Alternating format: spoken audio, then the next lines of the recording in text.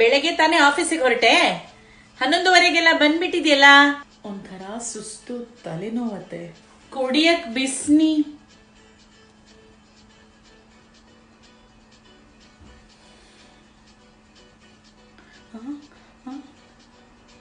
ರೀ,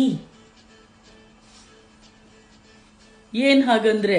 3ನೇದು ಬಸ್ರಿ.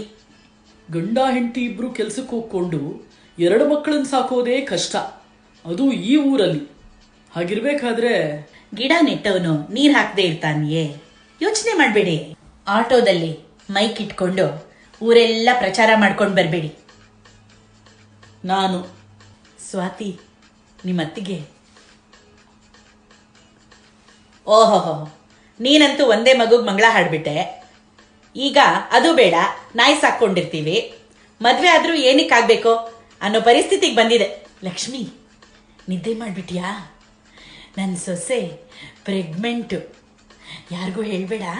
ನನಗೆ ತಲೆ ಸುತ್ತ ಬರಂಗಾಗ್ತಾ ಇದೆ, ಒಂಥರ ವಾಕರ್ಕೆ ಬೇರೆ ಆಗ್ತಾ ಇದೆ.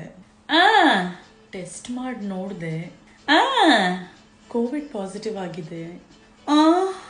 1 ವಾರ ನೀವೇ ಕಿಚನ್ ನೋಡ್ಕೋಬೇಕು. ಏನ್ರಿ ಹಾಗಂದ್ರೆ? ಗೋವಿಂದ ಗೋವಿಂದ.